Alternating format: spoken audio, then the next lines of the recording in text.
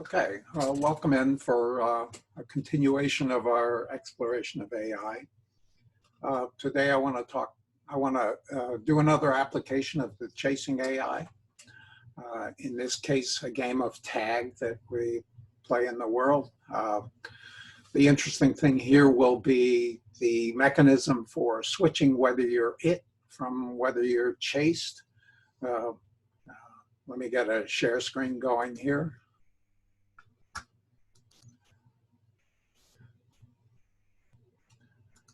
So this is kind of what it looks like. Oops.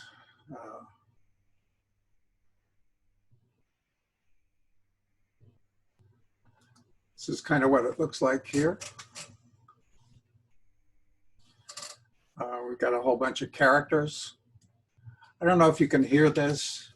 I expect you can't. It's a Marco Polo game. The thing that they do when they jump is they say Marco Polo. We can chase each other, and if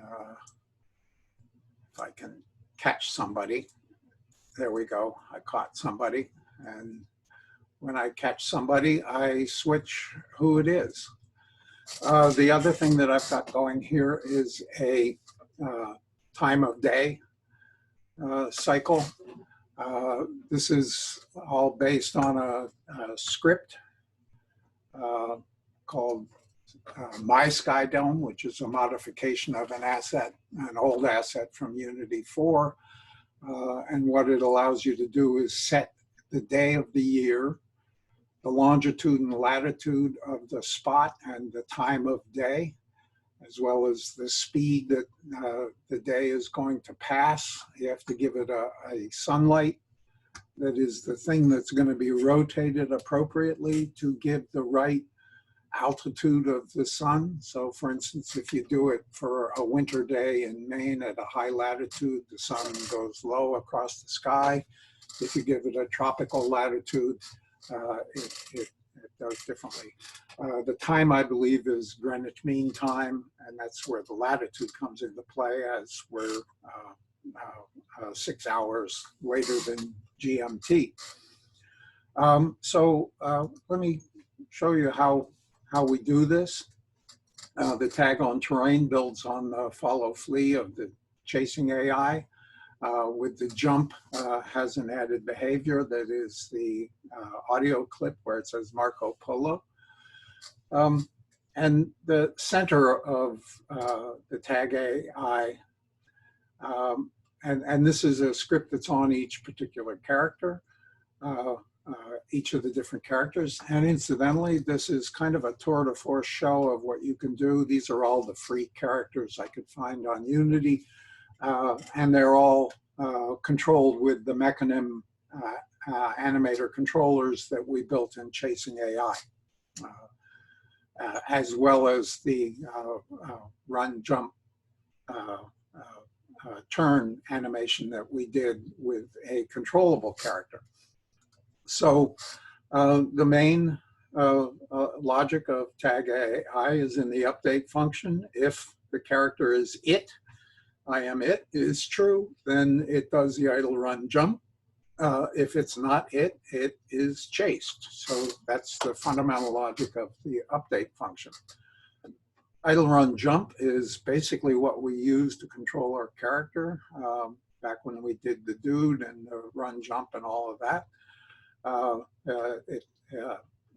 I am keeping track of the state mainly for diagnostic purposes so that it shows in the inspector. But we've got jump buttons and fire buttons and high waves and horizontal and vertical and setting speed and direction, and that's all there is to idle run jump. Be chased is, of course, similar to the Chasing AI.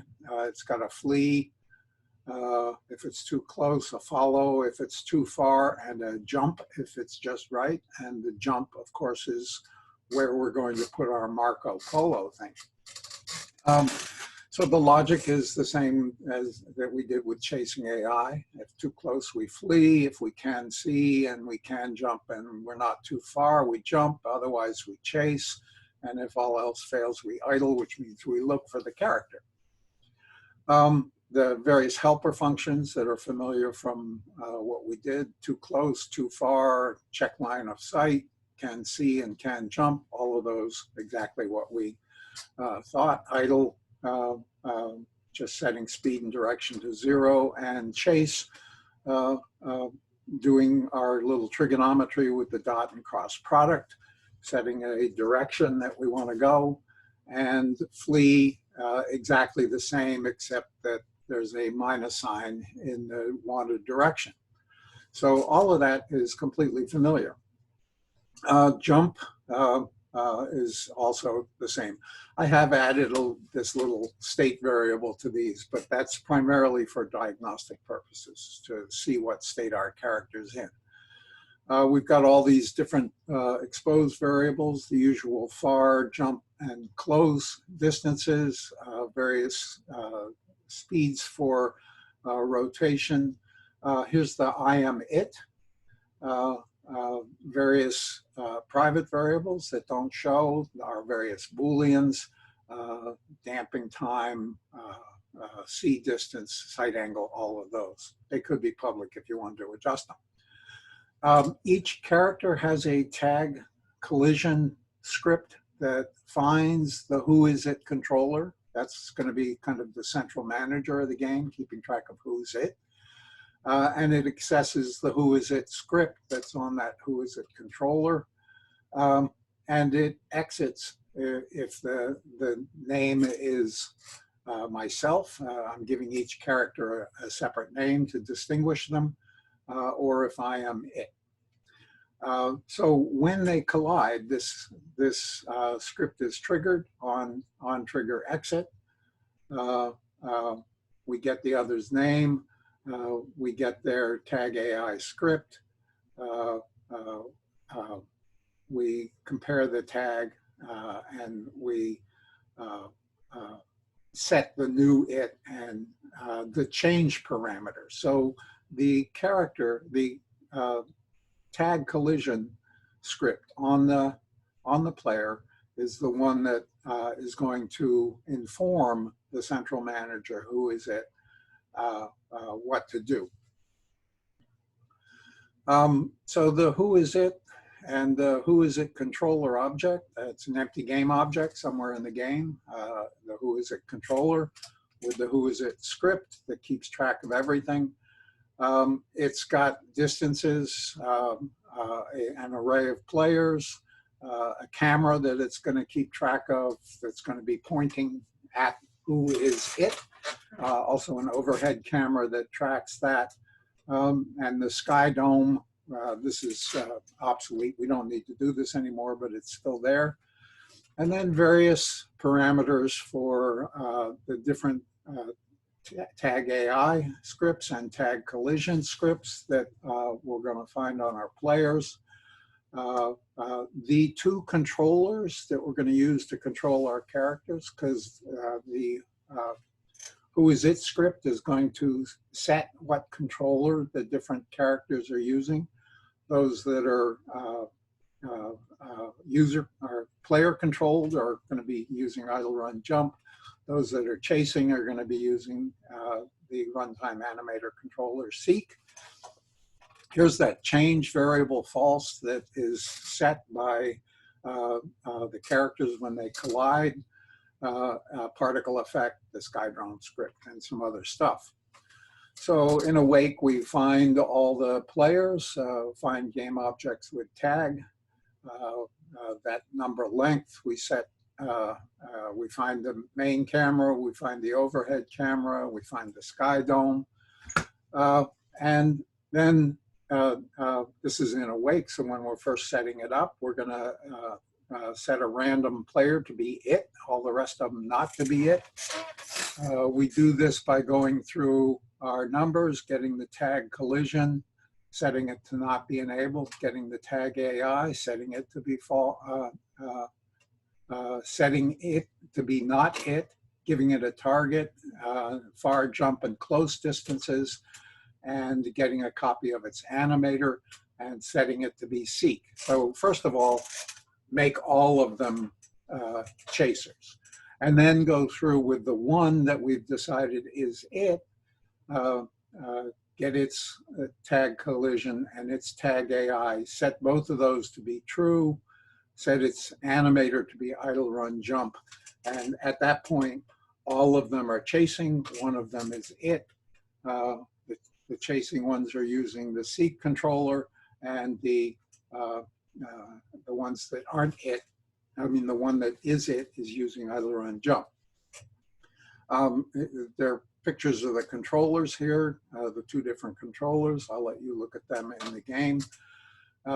We need to inform the camera who to follow, my camera and the overhead camera. The Sky Dome is a modified version of this older procedural Sky Dome. It used to require a player. I've just left it alone. It doesn't actually use the player anymore. So we just set the various cameras to target who is it. Update does nothing but watch the exposed change variable. Remember, that's set by the tag collision script when two players collide. If it's true, it calls the exchange function. And I also have the option of doing an exchange with an escape. No, the escape key loads the level. I should move that to a dedicated function somewhere else. Exchange is almost identical to start, except it now has a new character who is it, the one that we just ran into. And so it does kind of the same thing. It sets the old who is it not to be it anymore. And it goes on and sets the new one to be it. So it doesn't have to go through the whole list. It just has to kind of exchange those two. Again, pointing the camera at the new it, setting the who is it to be new it, instantiating a poofer just for fun and destroying that poofer. The camera scripts who have a target in an exposed variable. The tag camera is pointed at the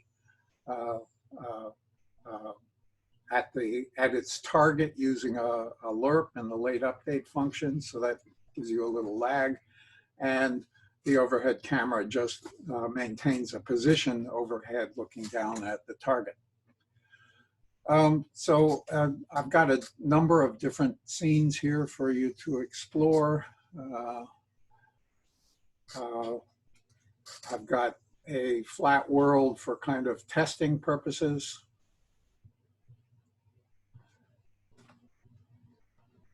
Takes forever. I've got this flat world for testing purposes. The player can hide in this room because remember they have a line of sight thing. So once he goes in the room, they can't see him, so they're all out there idling. And so one could theoretically hide in this game. Then there are various, there's a static time, a fast time, a slow time, one in the fog, one in the snow, and one in the fog and snow to make it really hard to find where you are here. And it's pretty laggy running with zoom on. So that's pretty much it for Tag with AI.